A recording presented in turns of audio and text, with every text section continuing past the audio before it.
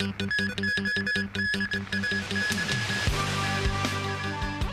government official says the frequency of cross-border bus services could be increased.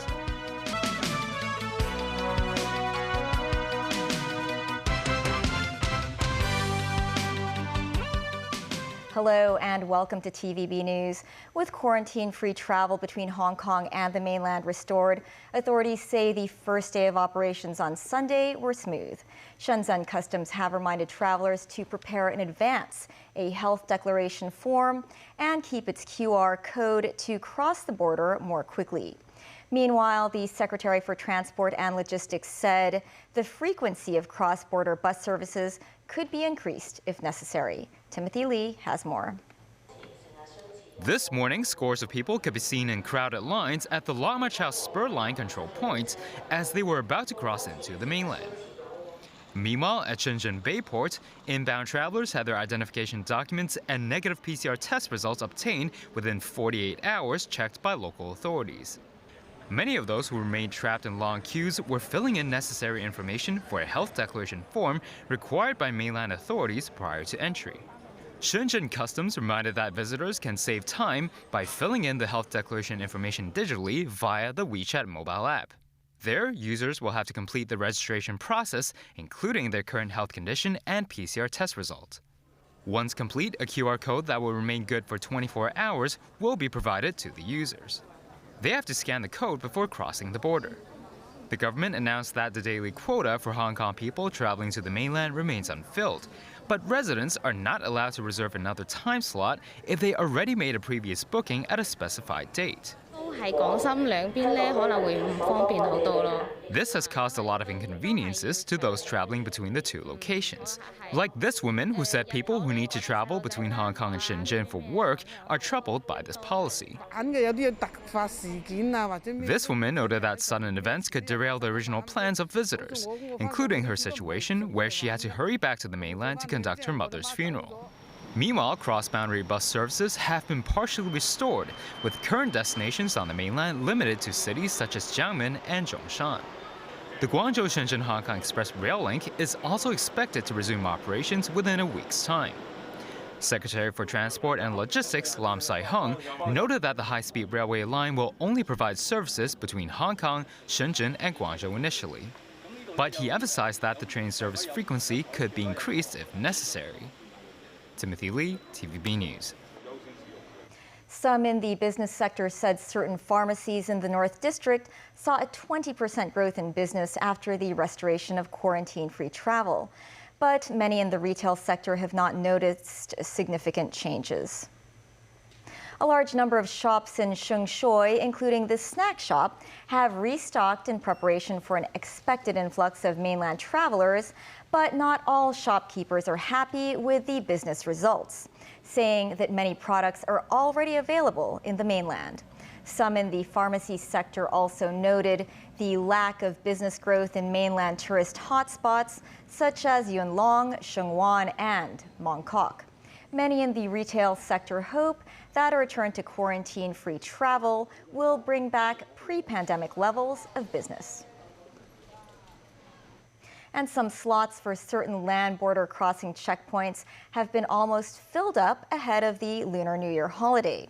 Hong Kong residents, however, can visit the mainland without waiting for a slot online if they cross the border via the Hong Kong-Zhuhai-Macau Bridge.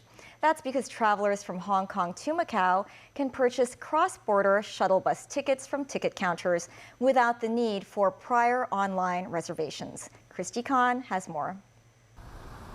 Many Hong Kong residents planned to head north for the Lunar New Year after the mainland announced the reopening of its border from January 8th. This led to land crossing checkpoints except for Man Kam 2 being almost fully booked ahead of the festive holiday. However, there are alternative ways to make the cross-border journey without competing for a reservation slot online. So how does this work? A reporter successfully crossed the border into the mainland from Macau today. It only took him around 40 minutes to arrive in Zhuhai. That's because from last Thursday, travelers from Hong Kong to Macau could purchase cross-border shuttle bus tickets from ticket counters without a need for prior online reservation. Currently, travelers from Hong Kong do not need to present a negative PCR test result when entering Macau. But they still have to show their negative COVID test results from within the past 48 hours to enter the mainland if their period of stay in Macau is less than a week.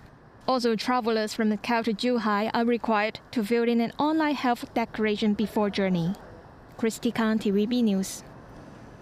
Today, Hong Kong's daily COVID caseload dipped to 11,641, the lowest since early December last year. Among these new infections, 323 were imported. 21 residents from 16 residential care homes have come down with the coronavirus. A total of 2,668 COVID cases were reported across 908 schools.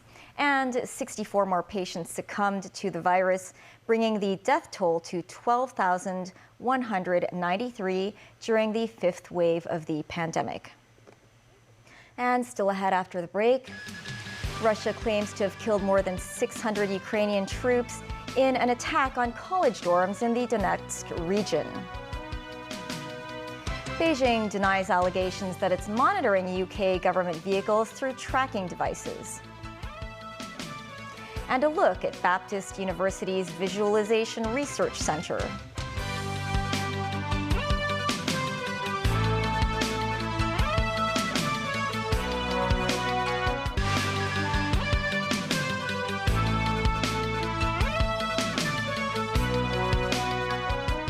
Welcome back. Russia has claimed to have killed more than 600 Ukrainian troops in an attack on college dormitories in the east, where soldiers were said to be housed. Kyiv, though, has yet to comment on the claims, while the Ukraine military has dismissed it altogether. Moscow said the attack was in revenge for last week's Ukrainian missile strikes that killed at least 89 Russian soldiers. Nazvi Karim has more. This is College 47. In the city of Kramatorsk in the eastern Donetsk region. It appears almost wholly intact, and just a few meters away a large crater can be seen, the result of a Russian missile attack. This crater, also from a Russian missile, is around 50 meters from what Moscow calls College 28, also in Kramatorsk. The building seems undisturbed. Russia reported that more than 600 Ukrainian servicemen were killed in these two attacks on Sunday, with Moscow saying the strikes were in revenge for Ukraine's attacks on Makiivka last week, when at least 89 Russian soldiers were killed. Reuters reporters who visited the scenes said they saw no evidence of casualties. This local resident said there was an explosion and then another explosion. The windows shook. There were a series of explosions. Really, there's nothing else to tell you, just a normal day. Authorities in Kiev did not immediately comment, while a Ukrainian military spokesman for the eastern region dismissed Russia's claims of mass casualties. If Russia's claims are true, it would be the single largest loss of Ukrainian troops since Moscow invaded on February 24th last year. In nearby Bakhmut, a key city that experienced the most intense fighting of the war so far, Ukrainian forces were repelling constant attacks, says Ukraine President Volodymyr Zelensky. He said the town has been destroyed by Russian strikes, but Ukrainian soldiers keep holding on. Zelensky said troops are also standing their ground in Soledar, Kherson, and other areas in the east and south. The Kremlin, meanwhile, said Ukraine had returned 50 Russian soldiers in a prisoner swap at an undisclosed location. Ukraine confirmed the information and said Russia had freed 50 Ukrainian servicemen as part of the same deal. Germany, meanwhile, said it would join the United States in supplying Ukraine with military vehicles. Berlin said it would deliver around 40 Marder infantry vehicles to Ukraine before the end of March and has not ruled out supplying heavier Leopard tanks to Kiev. Nazvi Karim, TVB News. Beijing has rebutted accusations that it is monitoring UK government vehicles via tracking devices, calling the allegations groundless and sheer rumor. The remark was made in response to British media outlets, which reported at least one SIM card capable of transmitting location data was found in a security sweep of UK government vehicles. The card was found inside a sealed part that had been imported from China. The reports prompted calls for China to be treated as a threat and for goods manufactured in China to be used with more care. According to the Chinese embassy in the UK and Northern Ireland, China has no need and no interest in collecting information on the location of British vehicles. It said the Chinese government always encourages Chinese companies to participate in foreign trade and investment in accordance with local laws and market principles. Prince Harry has defended his decision to publish a memoir that brutally exposes the rifts inside Britain's royal family. In an interview with Britain's ITV network to promote his book Spare, Harry accused members of the royal family of getting into bed with the devil to gain favorable tabloid coverage. He said he wants reconciliation with his family after their bitter split in 2020, but says they have shown no signs of wanting the same.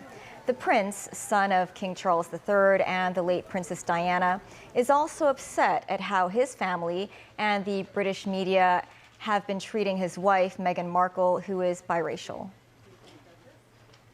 The relationship between certain members of the family and the tabloid press, those certain members have decided to get into bed with the devil, right? To rehabilitate their image. Forgiveness is 100% a possibility, because I would like to get my father back.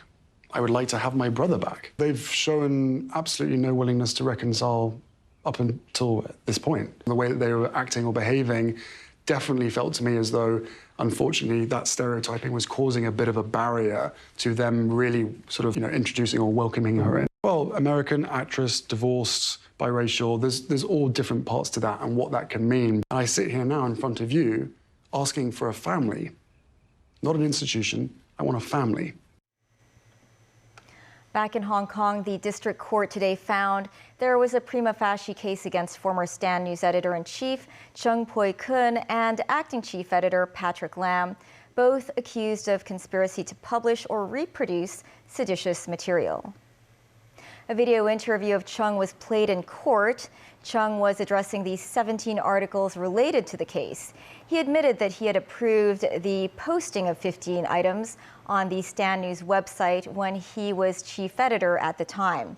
However, he didn't answer most of the investigators' questions, including whether they had been instructed to publish the articles or the production process of the publications in question.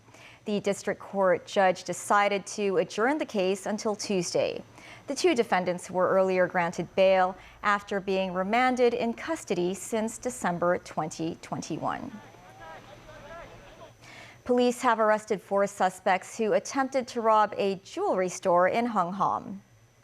The incident occurred on Dock Street, where the robbers used tools such as hammers, screwdrivers, and utility knives to commit the crime. Responding to tip-offs, the police ambushed the 4 suspects at around 4:30 in the morning. That was when 2 men forcefully opened the front door of the jewelry store. The 4 male suspects are aged between 24 and 53. One of them is believed to be an illegal immigrant.